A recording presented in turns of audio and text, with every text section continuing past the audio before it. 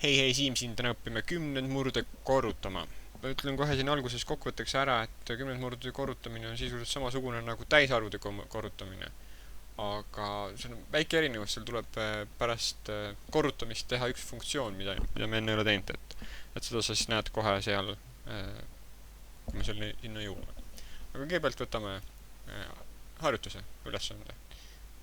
See on siis korruta 54,64 tuleb korrutada siis 0,5-ga. Esimese asjana, nagu me täisarvude korrutamisel kirjutasime lihtsalt kõik üles.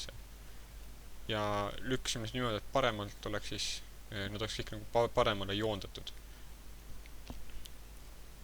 Ehk siis see joon siin tähistab seda, et ma lükkasin need kõik paremale.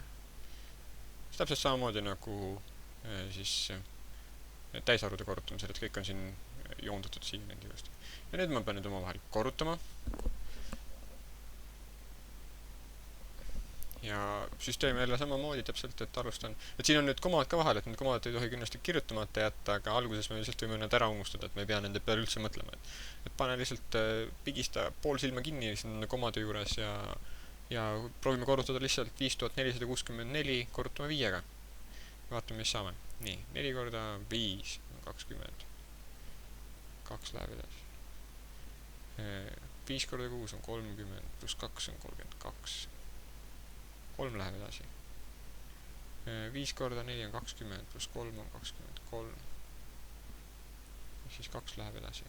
5 korda 5 on 25, pluss 2 on 27. Siis 27.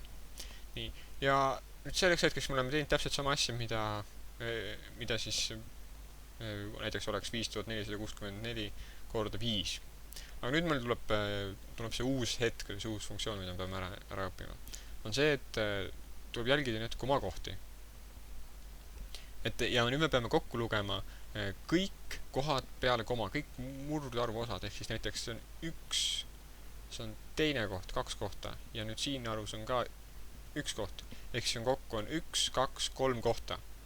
Ja see 3 tähendab nüüd mitu kohta me peame siin all lugema sellit paremast otsast, et see on siis 1, 2, 3 ja koma tuleb siia panna pärast kolmandat kohta. Ehk siis me lugesime ära kõik kohad, mis on korrutise sees, on peale koma. Ehk siis 54 on täisarv ja nüüd komakohad on 64 ja siin on 5. Ehk siis on kokku 1, 2, 3 kohta ja siis on 1, 2, 3 vastuses ja paneme koma siia. Ja ma need punktid lihtsalt segaduse pärast, et tekiks, kustutan need ära. Nii. Ja oleme kõige vastuse saanud. No õige, siis ma kohe mõtlen.